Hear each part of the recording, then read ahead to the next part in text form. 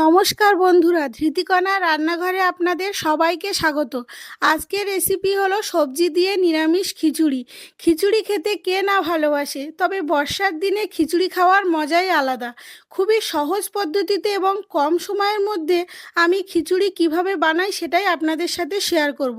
পুরো ভিডিওটি আপনারা অবশ্যই দেখবেন এবং ভিডিওটি ভালো লাগলে একটা লাইক করবেন এবং চ্যানেলটিকে সাবস্ক্রাইব করে পাশে থাকবেন।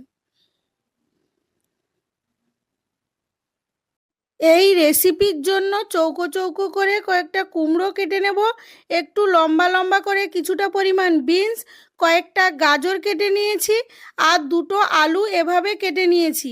এবার 200 গ্রাম মতো গোবিন্দভোগ চাল ভালোভাবে ধুয়ে নিয়ে নিয়েছি।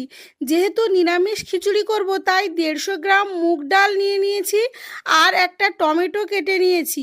কয়েকটা কাঁচা লঙ্কা চিড়ে নিয়েছি পরিমাণ মতো আদা বাটা, 3টে শুকনো লঙ্কা ও একটা তেজপাতা। এবার গ্যাসের মধ্যে কড়াই বসিয়ে কড়াইটা একটু গরম হলে শুকনো কড়াইয়ের মধ্যে মুগ ডালটা ভেজে নেব।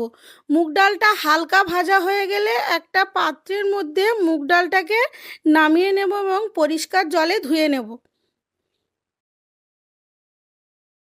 এবার ওই কড়াইয়ের মধ্যে অল্প পরিমাণ ঘি দিয়ে দেব। ঘি গরম হয়ে গেলে ঘিয়ের মধ্যে চালটা দিয়ে গ্যাসের ফ্লেম লো করে 1 মিনিট মতো নাড়ব। চালটা একটু হালকা ভাজা হয়ে গেলে এর মধ্যে ধুয়ে রাখা মুগ ডালটা দিয়ে দেব। চাল এবং ডাল একসঙ্গে আরও কিছুক্ষণ নাড়ব। ভাজা কমপ্লিট হয়ে গেছে, এবার একটা পাত্রের মধ্যে ঢেলে নেব।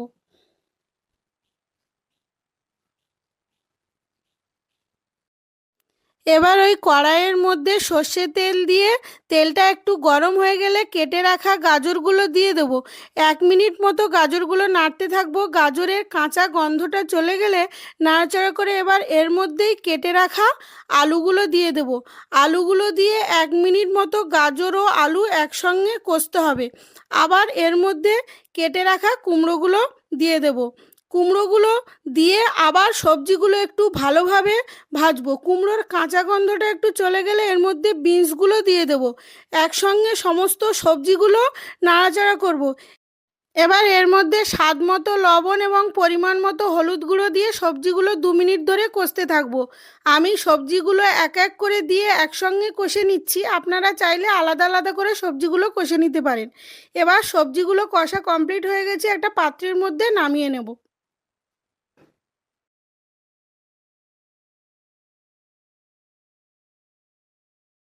এবার ওই কড়াইয়ের মধ্যে তেল দিয়ে শুকনো লঙ্কা 3টে দুভাগ করে দিয়ে দেব। লঙ্কাগুলো একটু কালচে হয়ে এলে ওই তেলের মধ্যে 2 টুকরো করে রাখা তেজপাতাটা দিয়ে নেড়ে নেব। এবার কেটে রাখা টমেটোটা দিয়ে দেব। টমেটোর মধ্যে সামান্য একটু লবণ দিয়ে দেব যাতে টমেটো সহজেই পেস্টের মতো হয়ে যায়। এবার এর মধ্যে আদা বাটা দিয়ে দেব। আদার কাঁচা গন্ধ চলে গেলে এর মধ্যে সামান্য জল দিয়ে দেব যাতে মশলাগুলো পুড়ে না যায়। ওই মশলার মধ্যেই হাফ চামচ জিরে গুঁড়ো, হাফ চামচ মরিচ গুঁড়ো, 1 চামচ কাশ্মীরি লঙ্কার গুঁড়ো দিয়ে নাড়াচাড়া করব।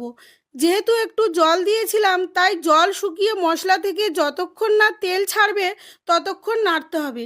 এর মধ্যে চিড়ে রাখা কাঁচা লঙ্কা দিয়ে নেড়ে সবজিগুলো ঢেলে দেব। সবজিগুলো মশলার সাথে ভালোভাবে নাড়াচাড়া করে মিশিয়ে নেব। সবজিটা এবার কমপ্লিট হয়ে গেছে, একটা পাত্রের মধ্যে ঢেলে নেব। এবার গ্যাসের মধ্যে একটা হাঁড়ি বসিয়ে দেব। হাঁড়ির মধ্যে 1.5 লিটার মতো জল দিয়ে দেব। জলটা একটু গরম হয়ে গেলে জলের মধ্যে ভেজে রাখা চাল এবং ডাল দিয়ে দেব। চাল ও ডাল দেওয়া হয়ে গেলে 10 থেকে 15 মিনিটের জন্য ঢাকিয়ে রাখবো।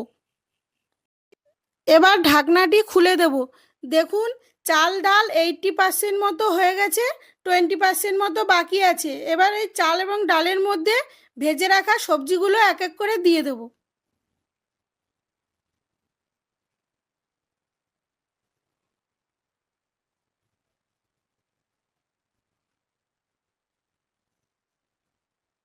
সবজিগুলো দেওয়া হয়ে গেছে এবং ভালোভাবে মিশিয়ে নেব।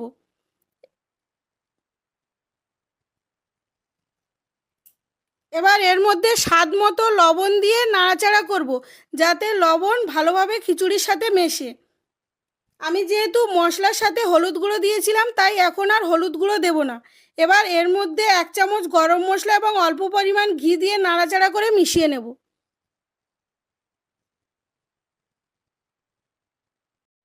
খিচুড়ি কমপ্লিট হয়ে গেছে, এবার এটা নামিয়ে নেব।